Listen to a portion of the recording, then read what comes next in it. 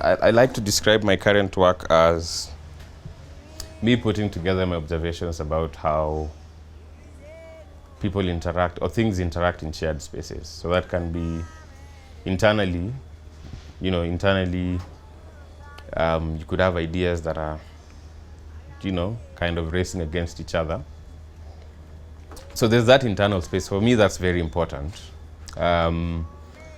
So it's and I think for me, it's a space that needs to be protected. For myself, I feel like it's a space that I need to protect to be able to also be clear with myself beyond what I'm seeing externally. So what is my thinking about my idea of how I can do this as opposed to how I can do this? So there's that. The usual spaces where you share with family and friends, like here. The obvious, the political stuff of where we stay. That's always interesting, as much as people like saying sometimes that it doesn't really mean much, but it kind of shows who we are, how hopeful we are as people, how much we have despaired in thinking of better futures. Other sets of work just start with what I was telling you about my work being an observation of how people or things interact in shared spaces. And that kind of work, for example, which I think was last shown out in maybe 2018, was just a reaction to how different interactions in different spaces were going to lead to other higher manifestations of how people interact in the society, and then those were going to lead to how the elections were going to be in Kenya in 2018. And I find myself in a similar space, for example.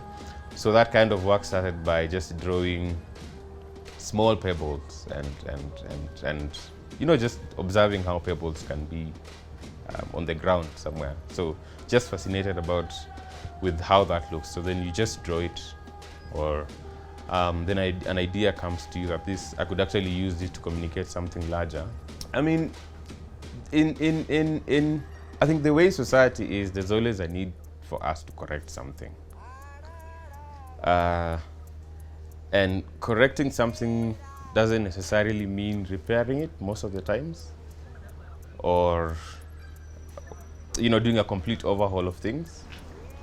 But to also just remind people that it's possible to achieve that, or it's possible to achieve that thought of that repair or correction being possible, even if it won't be done. So in the space we are in now, for example, in Kenya, there's this element of people feeling that there's this element of despair in our politics. People have given up on so many fronts. And sometimes giving up doesn't necessarily mean that you stop entirely. It could also just mean that you stop paying attention to it, but you know what needs to be done about something.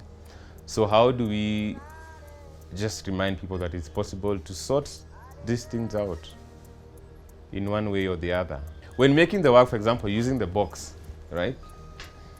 So the box in my work is like a portal of possibilities that can come out of the story I'm building. So if it's elections, what are the possibilities that are possible in this space of elections? Then it can also just be a representation of actors in that space. So there's that metaphorical intention by the artist, but then there's also the metaphorical appreciation by the audience or the person who's interacting with the work, which sometimes won't be the same, but if it serves the purpose of bringing the presented work to life by making it spark some conversation, then all good.